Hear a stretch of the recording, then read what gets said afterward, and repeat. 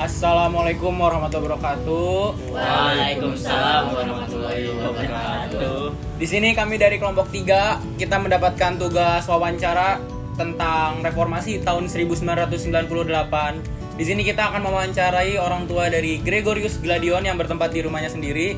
Di sini kita akan memperkenalkan masing-masing nama kita yang dimulai dari pojok kanan saya. Oke, nama saya Raffi Ahmad Jelani dari absen 30 yang job desk saya sebagai kameramen dan editor. Lanjut.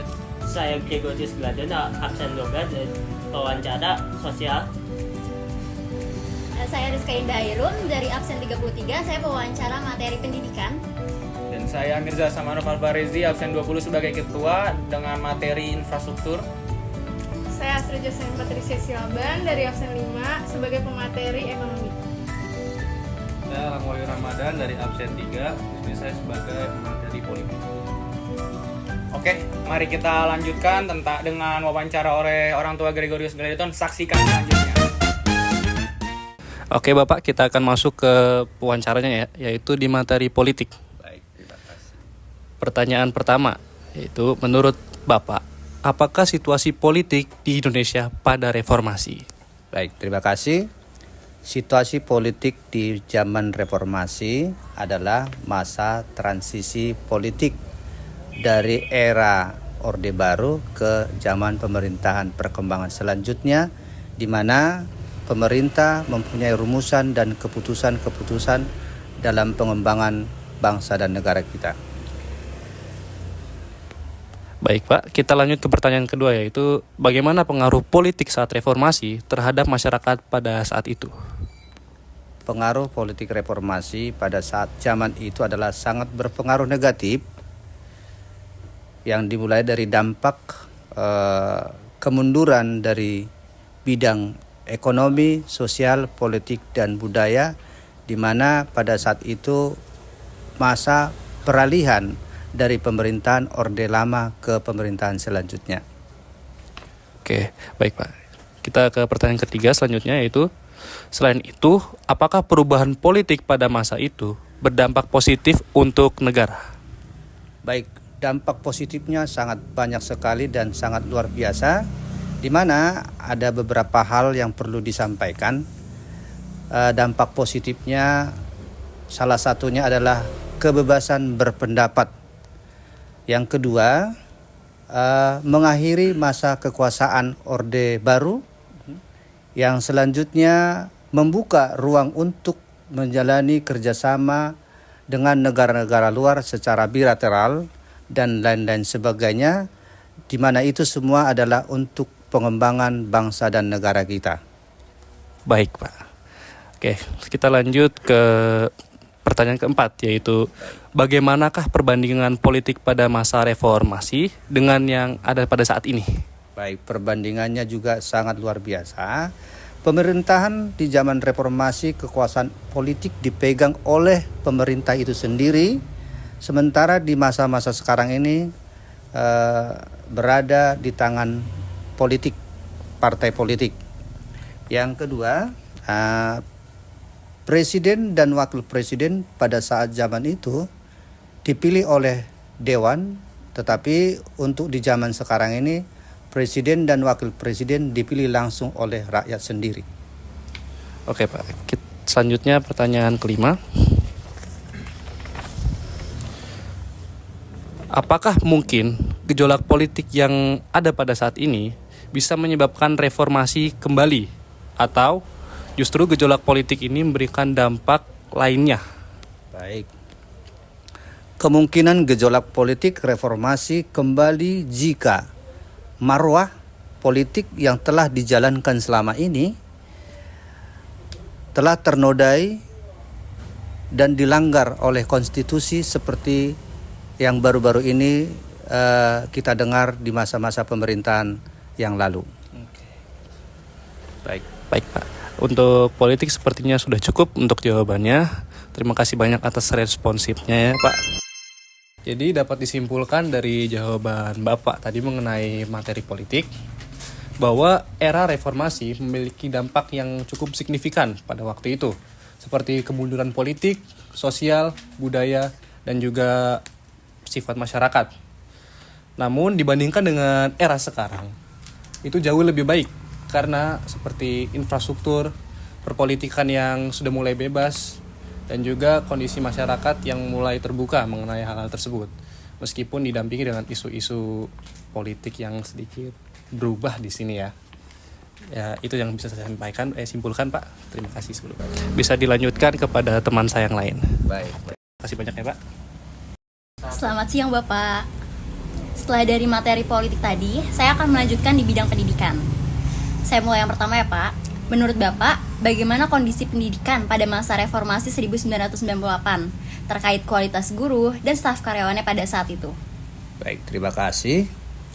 Kondisi pendidikan pada zaman reformasi di tahun 1998 terkait dengan guru dan karyawan adalah tanggapan saya mengalami perubahan yang signifikan terkait dengan kualitas guru dan karyawan. Yang kedua, kurikulumnya menjadi inklusif. Selanjutnya, kurikulum berfokus pada pemberdayaan siswa. Selanjutnya juga mendapatkan otonomi yang lebih besar dalam pengembangan sekolah tersebut. Saya lanjut ya Pak pertanyaannya. Baik. Menurut Bapak, pada masa itu ada nggak sih sekolah negeri atau swasta? Dan apakah terdapat perbedaannya? Perbedaan antara sekolah negeri dan swasta semuanya itu pasti ada. Sekolah negeri adalah lembaga pendidikan yang diproses dan dikelola sepenuhnya oleh pemerintah, baik dari sisi manajemen dan keuangannya.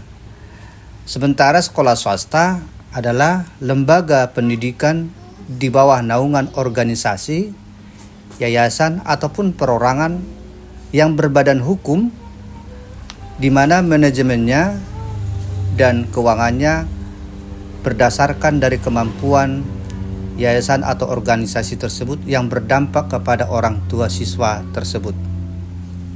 Saya lanjut yang ketiga ya Pak. Baik. Apakah terdapat perbedaan dengan masa pendidikan zaman sekarang? Dan apakah terjadi perkembangannya?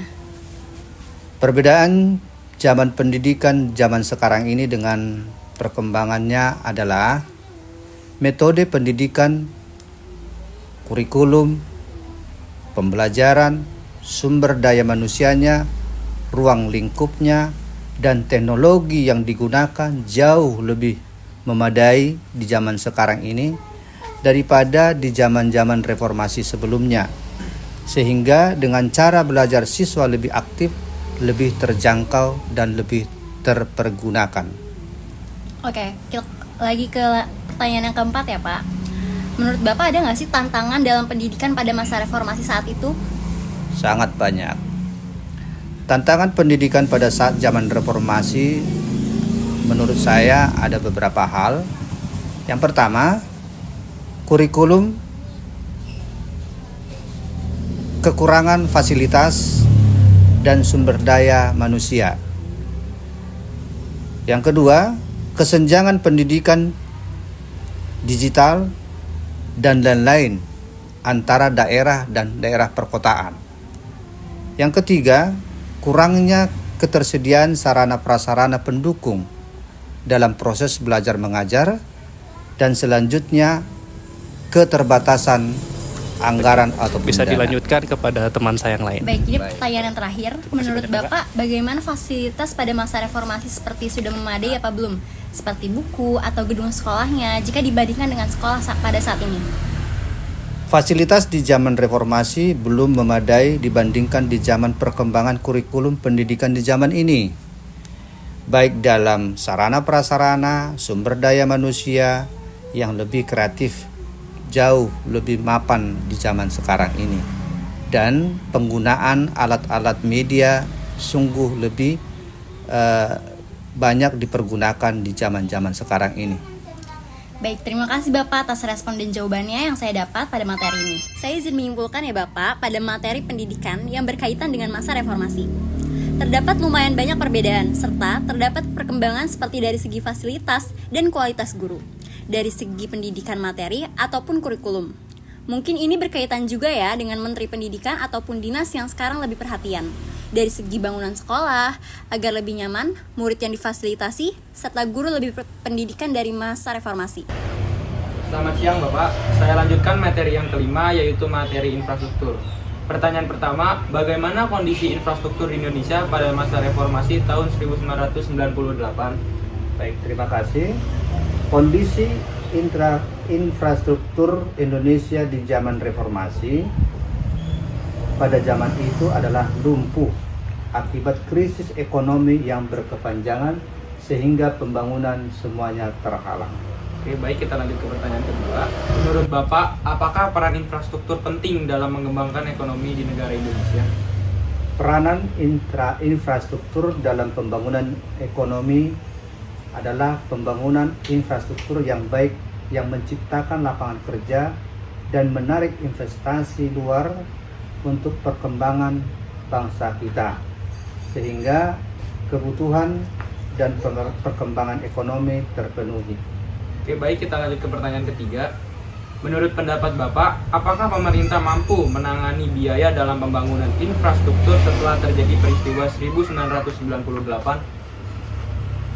Pemerintah pasti mampu menangani pembangunan infrastruktur jika memang yang pertama, merancang pembangunan infrastruktur itu secara matang.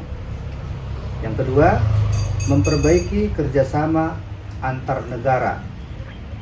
Selanjutnya, mengajak keterlibatan masyarakat untuk perkembangan bangsa kita dan memperbaiki birokrasi dalam pemerintahan Indonesia dan merancang perawatan infrastruktur dalam perkembangan selanjutnya. Oke, kita lanjut ke pertanyaan keempat. Apakah infrastruktur pada saat ini sudah memenuhi kebutuhan masyarakat? Kebutuhan infrastruktur belum sepenuhnya terpenuhi karena keterbatasan anggaran, kurangnya perhatian pada sektor-sektor yang dibutuhkan oleh masyarakat, dan kurangnya dana untuk pemeliharaan dan adanya korupsi di beberapa lembaga sehingga infrastruktur tidak sampai kepada tingkat bawah. Oke, kita lanjut ke pertanyaan yang terakhir. Menurut Bapak, apakah masyarakat yang hidup saat ini bisa dapat merasakan perkembangan infrastrukturnya?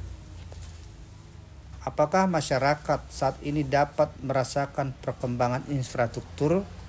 Menurut saya, yang berdampak positif dalam aspek sosial, pembangunan, fasilitas, publikasi yang berkontribusi dalam peningkatan kualitas hidup masyarakat. Oke, terima kasih atas respon Bapak dan saran yang Bapak berikan. Jadi kesimpulan yang bisa saya dapatkan pada masa reformasi tahun 1998, pembangunan infrastruktur sempat terhenti hingga lumpuh akibat krisis ekonomi. Tetapi pembangunan infrastruktur pada saat ini sudah terpenuhi hingga masyarakat pada saat ini dapat berdampak positif dan dapat meningkatkan kualitas hidup masyarakat. Selamat siang Ibu. Selamat siang. Kami lanjutkan untuk pertanyaan selanjutnya dengan materi ekonomi. Untuk pertanyaan pertama, bagaimana kondisi ekonomi Indonesia pada saat masa awal reformasi pada tahun 1998? Kondisi ekonomi Indonesia pada awal reformasi itu terjadi krisis ekonomi dan krisis moneter. Untuk pertanyaan kedua, apa penyebab utama krisis ekonomi yang terjadi di Indonesia pada awal reformasi? Penyebab utamanya untuk krisis ekonomi saat itu karena nilai tukar rupiah yang sangat rendah dan utang luar negeri yang sangat tinggi. Untuk pertanyaan ketiga, bagaimana dampak krisis ekonomi tahun 1998 terhadap masyarakat Indonesia? Dampak krisis ekonomi pada saat itu terjadinya pengurangan tenaga kerja, terjadinya kredit macet, dan sektor keuangan. Baik, untuk pertanyaan keempat, apakah ada perubahan ekonomi setelah reformasi jika dikaitkan dengan keadaan ekonomi saat ini? Perubahan ekonomi setelah reformasi itu ada. kondisi ekonomi Indonesia jauh lebih baik walaupun saat ini masih belum stabil. Untuk pertanyaan terakhir, apakah kebijakan ekonomi yang diambil oleh pemerintah untuk memulihkan kondisi ekonomi pada saat reformasi? Kebijakan yang diambil pemerintah untuk memulihkan ekonomi saat reformasi itu liberalisasi ekonomi, kerjasama dengan IMF, dan independenisasi Bank Indonesia. Baik, terima kasih Ibu atas respon dan jawaban yang kami terima. Oh ya, sama-sama. Jadi saya dapat simpulkan dari 5 pertanyaan tersebut, berarti ekonomi pada saat itu krisis dengan mata uang rupiah negara yang menurun hingga kredit macet dan beberapa perusahaan yang bangkrut. Dengan begitu, jika dibandingkan pada masa reformasi hingga saat ini, perubahan ekonomi masih belum stabil. Selamat siang Bu. Siang Bu, saya lanjutkan materi selanjutnya mengenai sosial.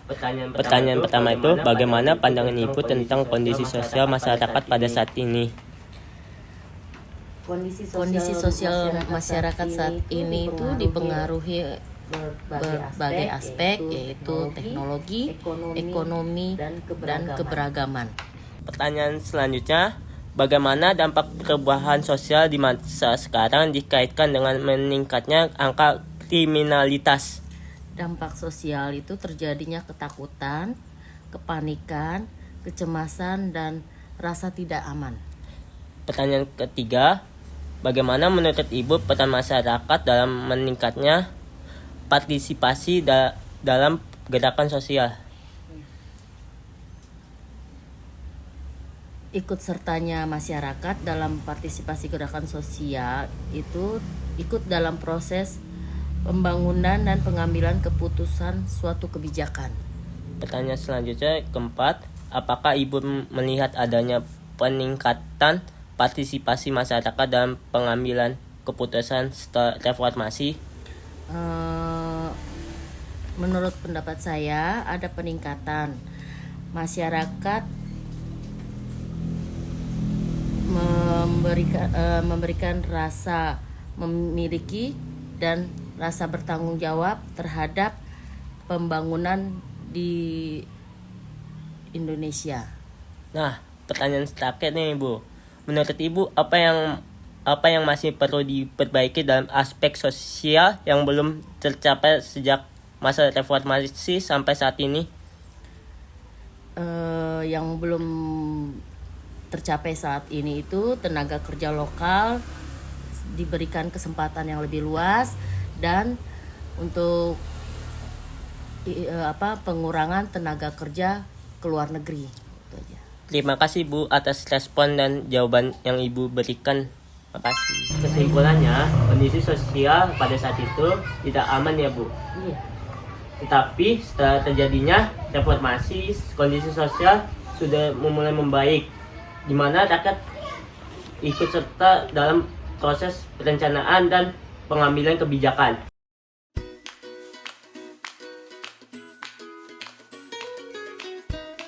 Terima kasih untuk orang tua Dion karena sudah memberi tempat dan waktunya untuk bisa kami wawancarai pada hari ini. Kurang lebihnya mohon maaf. Terima kasih dan sampai jumpa.